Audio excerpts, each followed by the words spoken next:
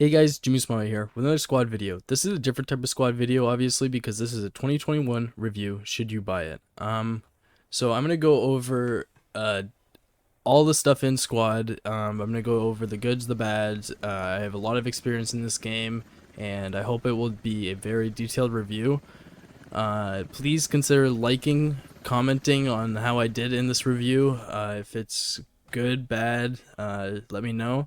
And consider subscribing if you enjoy content like this. And thank you, and enjoy the video. Just the two of us.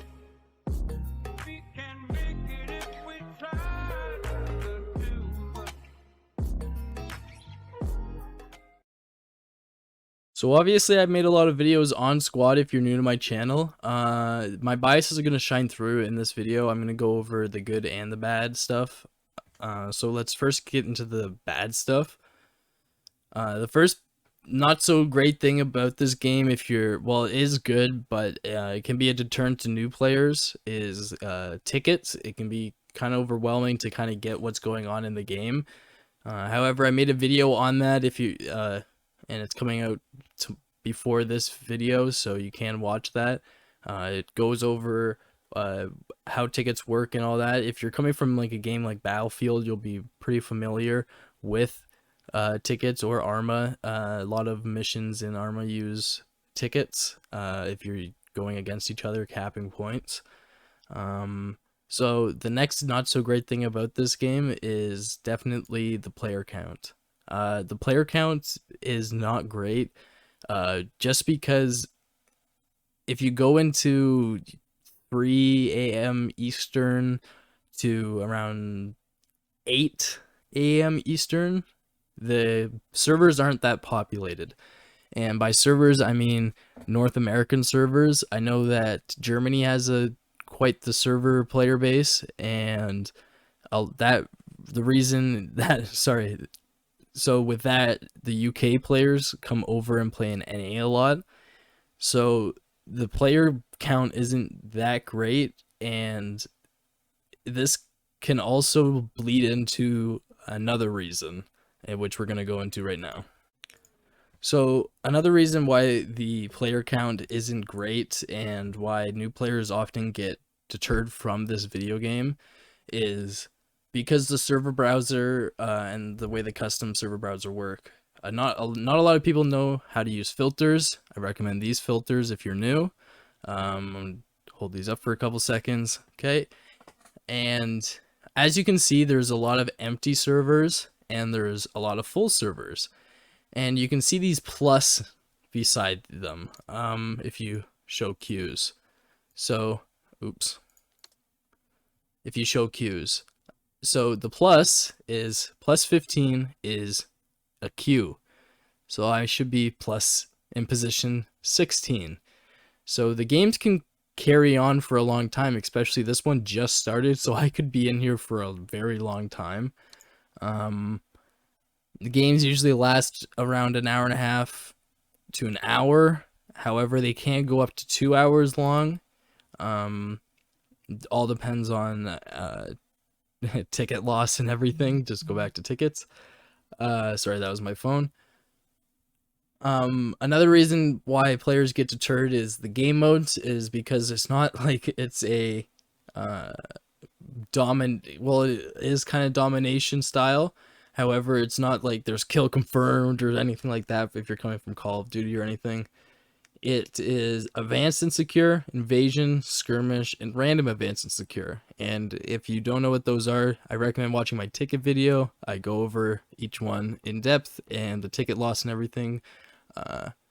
So yeah, so another reason this game isn't too great for newer players is it can take a long time to get like great action, especially if you don't know what you're doing, if you don't know to listen to your squad leader, if you don't know to just basic things about the game. So I recommend checking out videos and especially doing the tutorial at the beginning of this game. It will further your experience in the game and it will make your experience a lot better. This isn't such a negative thing about the game. It's just it has a big learning curve just at the beginning, just to get that big hump at the beat just to get the first 10, 15 hours in, and then you'll be locked for a long time. So let's go over the first thing that is good about this game, the first pro. It provides some of the best moments I've ever had in games. Some of the best feelings, some of the worst feelings I've ever had, but it's really the best overall. It is just a phenomenal game experience if you get into the right games. If you played long enough in pub servers, you will know what I'm talking about. If you delve into events with clans and teams, I made a video on how to join those. It it just outlines, and I also made many event videos, so you could check those out. But it just provides some of the best moments in video games ever. So that's the first pro. Another pro about this game is the feeling that you get between your squad mates. Uh, if you played with the same squad mates for a long time, or if you play with new ones and you find some great ones in pub servers, they are just some of the best people ever. They're some funny people in crazy situations. It can get like Saving Private Ryan-esque, like people are just screaming everywhere. It is just some of the funniest moments, just some of the greatest moments I've ever had in games.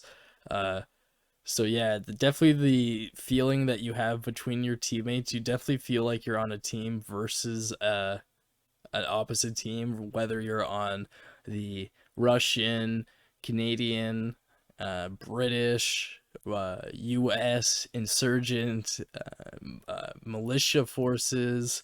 It's just a great experience in any pub server, and especially in events and teams and clans. So let's get into the next pro of this game. So definitely another huge pro about this game is the modding capability. OWI has completely opened their minds to modding and allowing players to completely mod the game and custom it, and they even have a custom server browser for that specifically. Um, they have an awesome mod selection. My team is recently just getting into the Steel Division and events and stuff, so you should be seeing that in the next couple weeks. However, there's a mod called Galactic Contention, and there's a lot of hype about this on the internet and everything like that. However, there's only 2 servers, and usually one is only populated, and you have to get it on prime time, which is usually between 10 a.m. and let's go 9 a.m. Eastern and 2 a.m. to 3 a.m. Eastern. Uh, Other than that, between those off times are not so great, and you can see just no one in those servers, and so you can take it as a con. However, there is just awesome mods out there for you to enjoy in your off time, for you to enjoy with other people in custom browser, and you can easily join, and that you can download them straight from the custom browser, which is awesome. Another great thing about this game is the selection of vehicles. If you're a vehicle guy and you like vehicles in games, first-person shooters, this is definitely a game for you, just because the wide selection of vehicles in each faction and how it's dedicated to each faction. That's a Russian helicopter on the left, and that's a Russian Logi. Or no, that's a Canadian Logi I'm shooting at.